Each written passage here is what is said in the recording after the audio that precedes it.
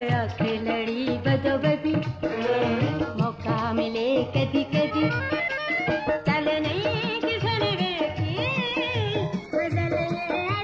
अस्सलामुअलैकुम, मैं हूँ नादिर हुसैन नादिर और आप देख रहे हैं अपना favourite channel full light with Nadir Hussain Nadir.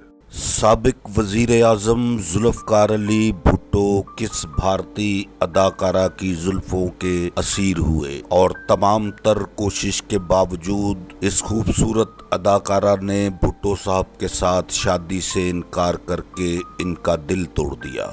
आगे बढ़ने से पहले आपसे गुजारिश है कि मेरे चैनल को सब्सक्राइब करते हुए साथ बने बेल आइकॉन के निशान को जरूर प्रेस कर दें ताकि आपका और हमारा साथ मुस्तकिल बना रहे। बहुत कम लोग ये बात जानते हैं कि जुल्फकार अली भुट्टो अपनी जवानी के अय्याम में खासे रंगीन मिजाज और दिल फेंक शख्सियत के मालिक हुआ करते थे। इनके बारे में पाकिस्तानी अदाकाराओं के मुतालिक भी काफी सारी दास्तानें मंजरे आम पर आईं, जिनमें से एक पर मैं मुकम्मल प्रोग्राम अपने देखने वालों की खिदमत में पेश कर चुका हूँ। उस वीडियो में मैंने आपको बताया था कि अपने वक्त की दिलकश और हसीन अदाकारा मुमताज को जुल्फकार अली भुट्टो ने अपनी सालगिरह की तकरीब में बुलाने के लिए एड़ी चोटी का जोर लगाया था, मगर एक फिल्मी गीत अख लड़ी बदोबदी से फेमस होने वाली अदाकारा मुमताज ने किसी भी कीमत पर सालगिरह के इस फंक्शन में शरीक होने से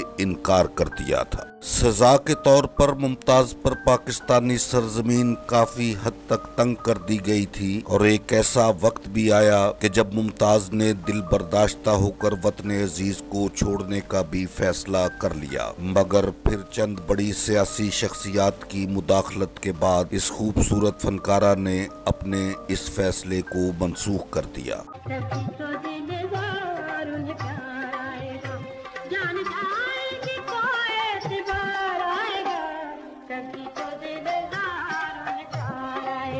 बात हो रही थी जुल्फकार अली भुट्टो की भारतीय अदाकारा पर आशिक होने की, तो असल मौजू की जानिब आते हैं। जिन दिनों भारत में मशहूर जमाना तारीखी फिल्म मुगल आजम तकमील के मराहिल से गुजर रही थी, तो जुल्फकार अली भुट्टो भी भारत में मौजूद थे, जहां फिल्म की शूटिंग देखने के दौरान वो खूबसूरत मधुबाला पर दिलो जान से फिदा हो गए।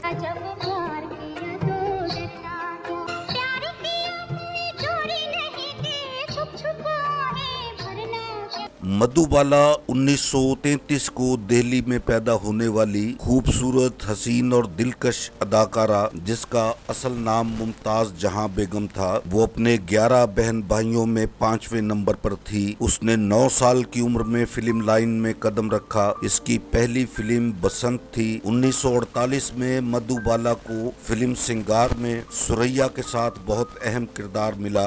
रफ्ता रफ्ता इसकी शोहरत में इजाफा हुआ और उसे कई अहम किरदार मिलने लगे।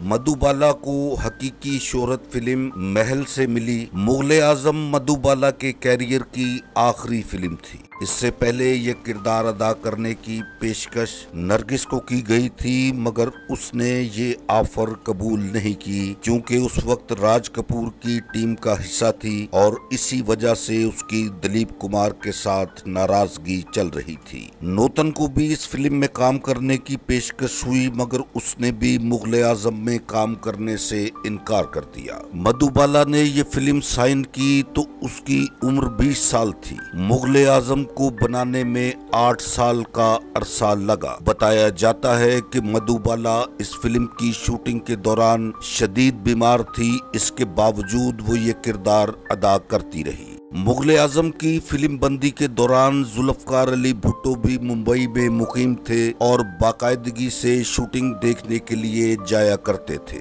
फिल्म के मौसीकार नौशाद के मुताबिक जुल्फकार अली भुट्टो फिल्म के एक लाजवाल गीत मोहे पनघट पे लाल नंद छेड़ गए रे की शूटिंग देखने रोजाना जुल्फकार अली भुट्टो स्टूडियो आया करते थे और वहीं वो मधुबाला पर अपना दिल हार बैठे।